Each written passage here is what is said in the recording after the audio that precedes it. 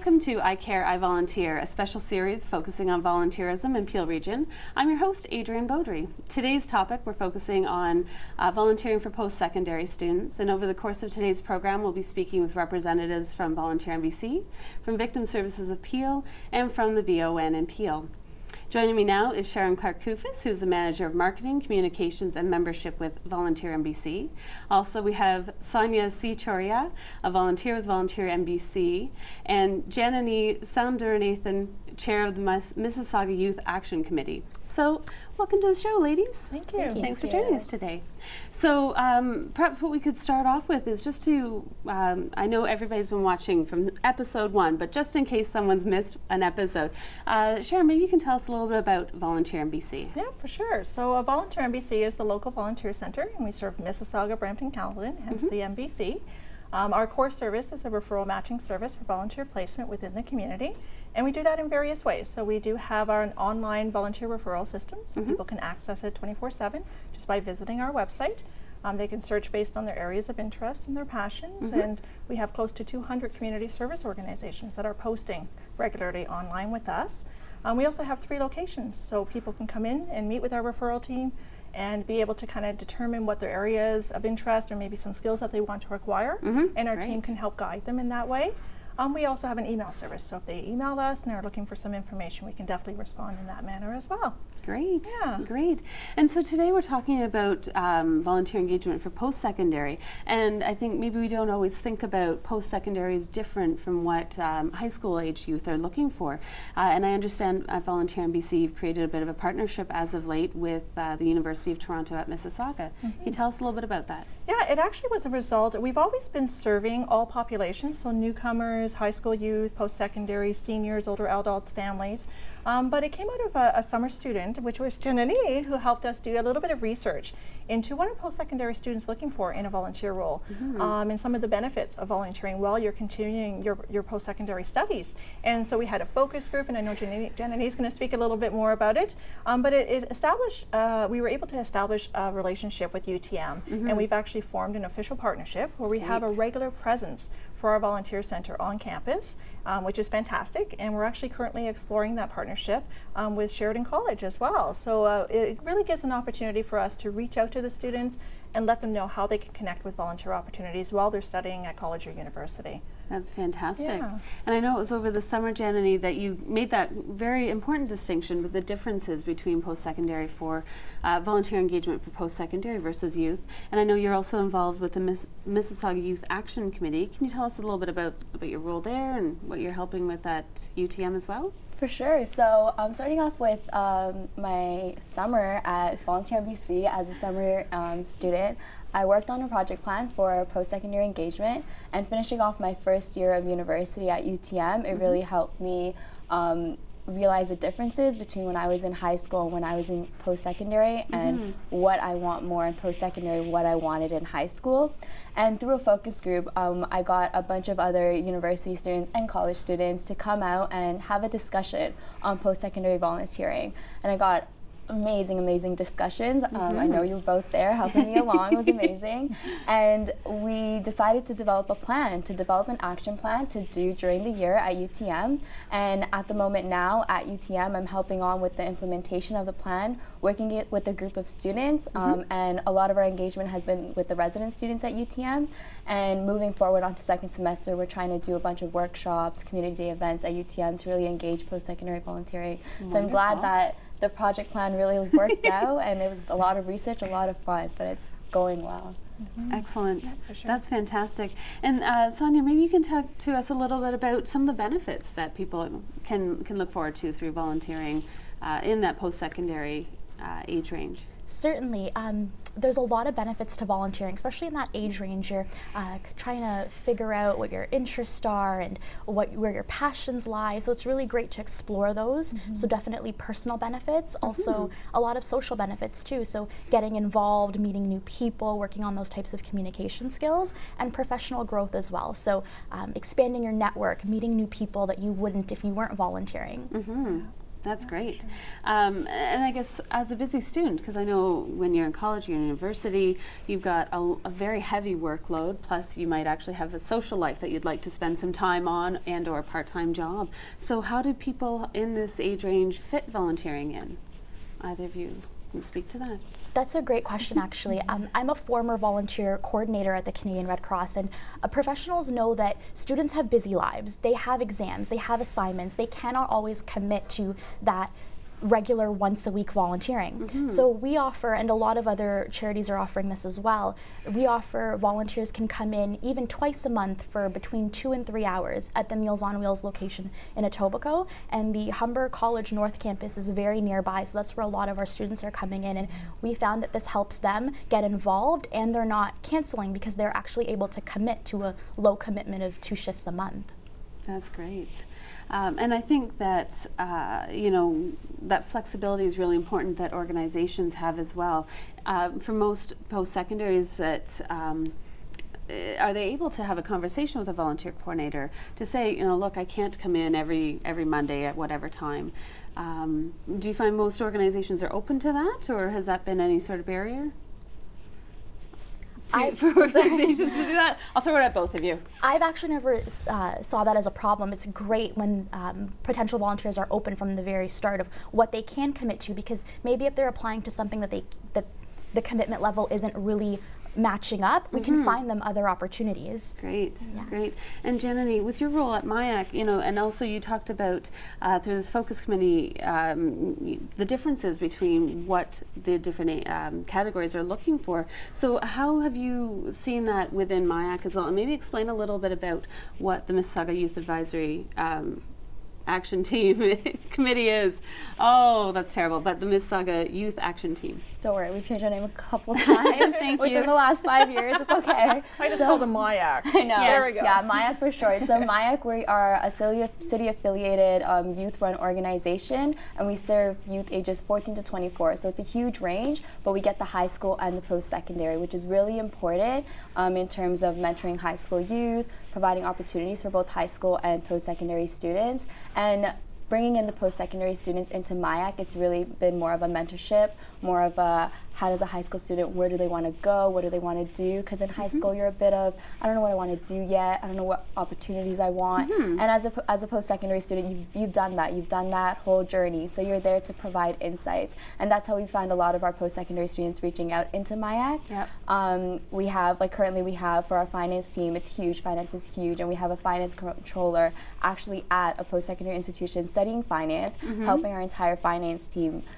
learning how to budget. And it's stuff you don't necessarily learn in school, but really, really helpful for your future careers. So it's been really good with our partnership between the post-secondary and the high school in terms of getting out to opportunities and really finding value in being part of the organization. That's great. And can anybody join MIAC, or what's the process? How do they get involved? Yeah, for sure. So we have connects that happen once a month and for all youth in Mississauga, and basically drop by to one of our connects. They happen at City Hall in Mississauga. And once you come out to one connect, you're basically a member. You get our email updates, and you're able to vote at elections. You're able to run for elections, to be a board of director for the next year. So it's really, really easy to come out to our connects, and we also provide volunteer opportunities for the high school students that come out, references for grade 12s, post-secondary, for anybody. So it's really it's a really neat opportunity. We really appreciate your coming out today and sharing this with us, and we look forward to hearing more from you in the future. So we're just going to take a short break right now, and thank you for joining us on Rogers TV. I Care, I Volunteer.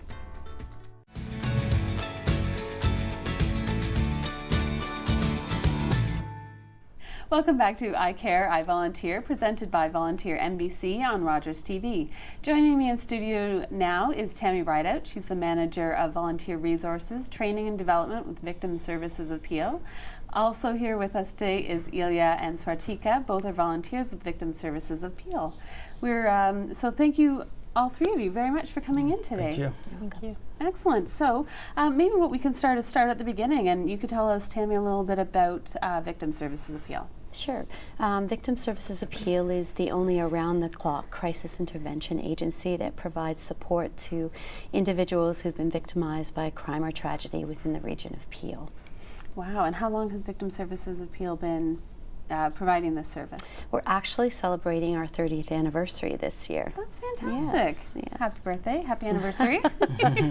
Great. And I know that your organization has been a member of Volunteer MBC for some time. So maybe tell us a little bit about some of the volunteer opportunities you have, and maybe how Volunteer MBC helps you meet those needs. Sure. We've been with you, members, since your conception quite a few years ago. I think 7 or 8 years ago now. 8 years now. I remember when we first had your grand opening. We're in partnership on a number of levels, so we post our actual volunteer opportunities through Volunteer MBC. I've attended trainings and workshops, and we just continue to network together for people becoming aware of volunteerism and the value of it, and also for professional development for volunteer resource management. Wonderful. And so today we're talking about that volunteer engagement specifically for people sort of post-secondary youth. What does Victim Services have to offer? Why should someone who's in that age group give you a call or send an email? I think the greatest thing that we offer is there's a gap between their in-class theory and the actual practical application. And often when they come out of school, and not all of them actually come to us as they're coming out of school. Nowadays they have a very intentional path where many of them come to us beforehand, so they're actually doing school and volunteering concurrently, particularly those in social work, heading into social work, but also individuals going into law enforcement as well. We provide and fill in that gap of the actual practical application, whether it be through our bail court program, actually functioning within a bail court, or for those dealing with direct client service, they actually are one-on-one with our clients. So when they either finish school or move into the workforce, along with their classroom theory, they have actual practical application for it. That's great. Yeah. That's wonderful. And I know, Swartika, before we turned on the cameras, we were talking a little bit about your involvement with Victim Services. So maybe tell us a little bit about what you do and how long you've been there. So I work for the Crisis Responder Program, and currently I'm the team lead. Okay. So what's the team lead? What does that mean? Yeah, so the team lead program or initiative is something that you grow into as a crisis responder. So it's a leadership role. And basically you're the main liaison between the head office and the crisis responder, as well as the main contact between the police and head office. So in the event that there's a scene attendance and police require you to be there in the event of suicide or a sudden death, domestic assault or sexual assault, you're that primary contact. That's great. And you mentioned that your background, your education, it sort of supports this balance right now for you. So maybe tell us a little bit about absolutely. So currently I'm not within the field of criminology, as I have my bachelor's within that field. So for me, volunteering is just definitely a nice balance. So I'm utilizing my skills and continuing to learn more about the justice system, the legal system, supportive counseling, and also just building networks and connections within the community. Well, that's great. Wonderful. And do you enjoy what you're doing? Absolutely. It's amazing. Good. It's so important. You know, I think that we talk about the benefits and the value, and I think sometimes we overlook the obvious. It's fun, and we get to enjoy what we do. Yeah. So, Ilya, maybe you could tell us a little bit also, because you're with the court program, That's I understand. right. So maybe tell us what is that and what does that mean? Sure. So I volunteer for the bail court program. Before I go into that, let me just give you sort of a background of bail hearings. So in most cases, when a crime takes place, there's an accused and a victim. And in most of those cases, the accused will get arrested by the police, and then they'll be brought before the court system. And they'll have a trial where they're found guilty or not guilty for the alleged crimes they've committed. But before that trial, there is a bail hearing, and it's not a judge that presides over the bail hearing, it's a justice of the peace. And their role is simply to determine if the accused should be released back into the community or be detained in jail before the trial takes place, right? Now, if they are to be released back into the community, there's going to be some strict conditions they have to abide by. So my role is to accurately write down those conditions, then fax them over to the office at Victim Services of Peel, and they in turn will notify the victim. Wow. So how did you get involved with that? Well, I started after my 1 year of university program, criminology and history at York University. I really wanted to apply my skills into practice, and actually I was scrolling down at Volunteer MBC's database. Excellent. Areas of interest. Yep. So criminal justice, and I saw it and I applied. Tammy was the one who interviewed me. We had a lengthy training process. It was really great. There was e-learning components, classroom components. I really got to be fully prepared to do my position as a bail court recorder. That's great, and I was going to ask a little bit about that. So what is the training like? How does it work? Do you feel when you come out prepared and able to take on the roles you've been asked? What's the training like? Well, we have in-class training. It was weekly classes, and each class, after the class, there was pop quizzes. Gotta love those pop quizzes. Always. And then at the end, there was one big exam which tested you on everything from the beginning. And we also had various guest speakers coming in. We had detectives, social workers, even doctors coming in. So it was a wonderful experience. That's great. And what kind of time commitment are you asking for volunteers? Following their training, which is about 5 months in total, it's once a week, and then there's a full weekend as well. This is specific to the crisis program, which would lead through to become a crisis responder or a team leader. It is 5 months, weekly classes. There's 26 standardized e-learning components to that, which are actually across Canada, and then the in-class. And then following successful training, we're asking for a 1-year commitment. The same would be true for the bail court program. The bail court program training is not quite as intensive, but there is e-learning as well, and in-court shadowing and training for that one, and again, a 1-year commitment. Wow, but it sounds like it's a really great balance as a volunteer, the skills and the knowledge that you're coming away with, and nicely that you're able to marry what you're taking in school and get that practical experience. So Tammy, maybe you can tell us, what programs do you find you get a lot of volunteers coming from? Mostly those specific programs. So our number one program is the crisis program, and I would say about 60% of the individuals who are coming into that program are going into law enforcement, police officers, social work, or something along that line. We have far more applicants than actually, truthfully, we can manage on a yearly basis. And then our secondary program is the bail court program. We have about 150 volunteers right now within those two programs, and keep it to about that level on an annual basis. Wonderful. So we have about 30 seconds left. I'll ask the both of you. For people who are thinking about volunteering, what advice do you have for them, or what would your direction be to them? It's a great opportunity to volunteer, not only to get that experience and exposure, networks and connection, but Victim Services is wonderful for the reasons that they also provide learning and organizational development. So they often offer sessions on bereavement, counseling, team building, different personality styles. So it's not just you're limited to that crisis response or the bail court program, but it's so much more. Wow, that sounds fantastic. Yeah. So, and they can go through Volunteer MBC or to connect with you and find out more about volunteering? Absolutely. Wonderful. Well, thank you so much to each of you for coming. I really enjoy the commitment and the dedication and the incredible experiences that you've had. So thank you for sharing those with us today. Thank you. So we're just going to take a short break, but we'll be right back on I Care, I Volunteer here on Rogers TV. Welcome back to I Care, I Volunteer. Joining me now is Kim Allery from, she's the Community Support Services Team Lead at VON. We have Ravina Lopez, who is the Care Coordinator with VON Peel as well, and Anne, who is a Volunteer Extraordinaire from VON. That's your new title, I've decided. Very good. So welcome, and thank you all for joining us today. Thanks for having us. Thank you. Thank you. So I know VON has been around for a long, long time, and we say VON, but maybe people don't understand or know what does that mean, and what does your organization do? So can you start us there? Absolutely. So VON actually stands for Victorian Order of Nurses. And yes, we have been around a long time. It's more than 114 years now in Canada. That's incredible. We are Canada's largest not-for-profit charitable healthcare organization that addresses healthcare and community care needs.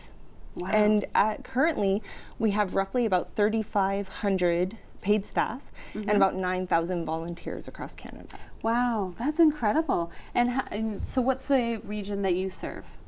So we're a part of the Peel region. So we obviously service Brampton, Caledon, and Mississauga. Good. You sound like you had to think about that, but I'm pretty confident because I've met you in Mississauga, so I know you've got that covered. Excellent. So, and today we're talking a little bit about volunteer opportunities and volunteer engagement for post-secondary students. So maybe can you speak to a little bit about those types of opportunities, and maybe Ravina, that's your area of expertise. Yeah, we actually currently have 2 opportunities at VON Peel. We have a congregate dining program, so that's a lunch program where we utilize our volunteers to help out, serve, socialize with their clients that are there. And that usually runs around lunchtime.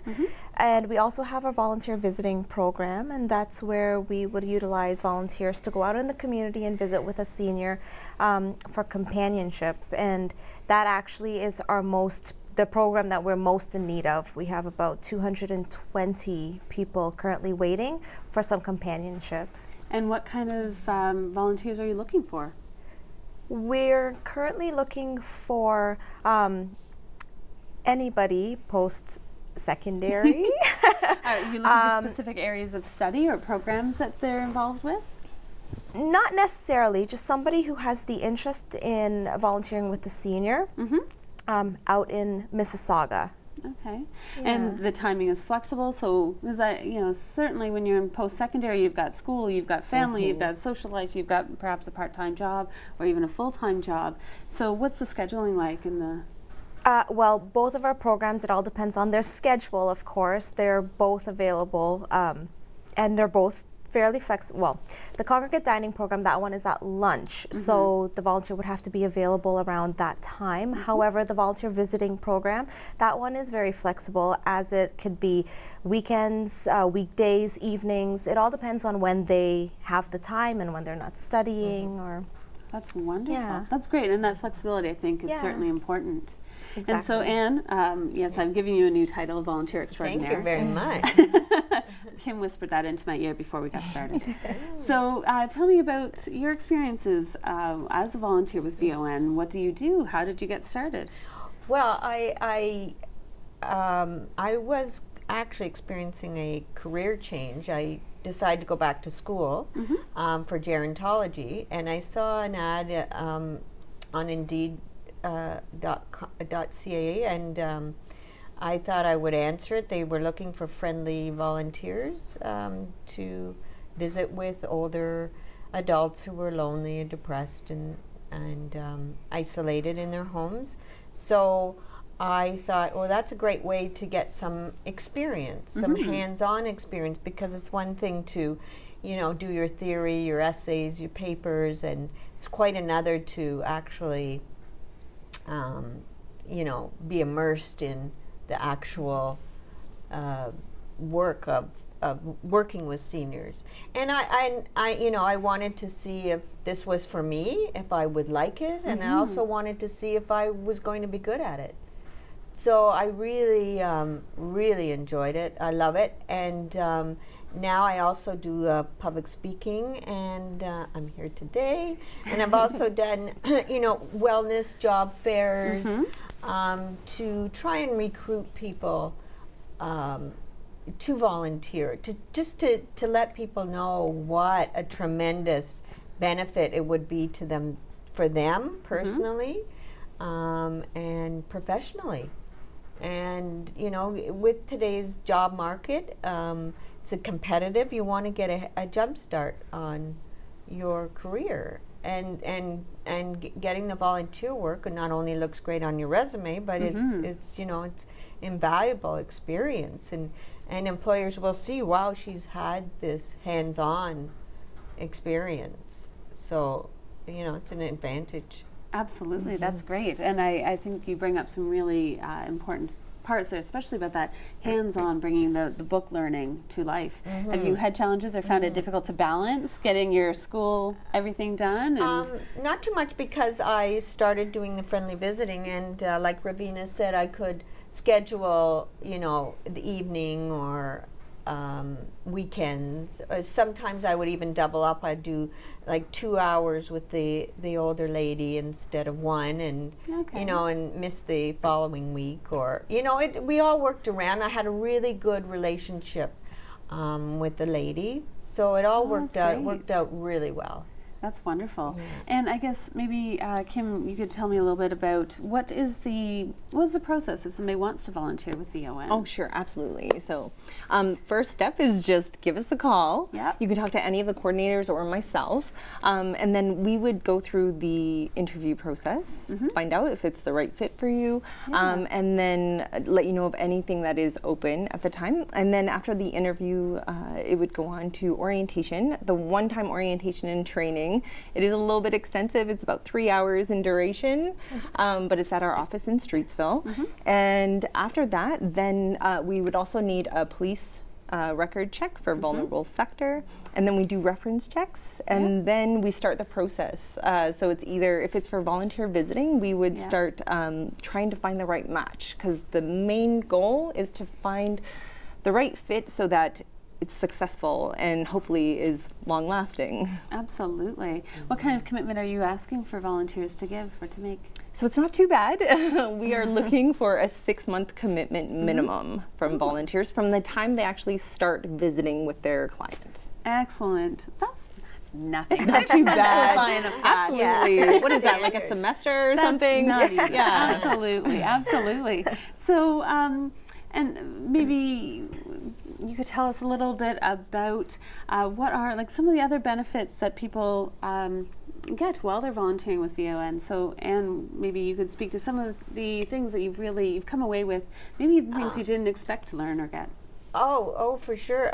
Many things. You know, it was a challenge at first, and but you know, I you know, learned how to problem solve and how to communicate with these people, and it was just invaluable. But not only that, like, I think we're with the VON, there are so many, they really try to connect people together, the volunteers together. So we have a lot of social activities. It's like a little family, you know. It's not, you're not just a number. You're you know, you're not just given a paper, here, go to it, and you know, they always ask for your input. You know, how's it going, and what do you think we could do better, and you know, you go ahead, Anne, and plan this for her. You know, it sounds like a really nice way. Yeah, that's wonderful. And so I've learned a tremendous amount. So thank you to each of you today for joining us, and thank you for joining us on this episode of I Care, I Volunteer on Rogers TV. For more information about Volunteer MBC, please visit our website, volunteeringbc.org, and that's where you'll find links to VON and the other organizations that we've talked about and talked with today. Thank you so much for your time. Take care.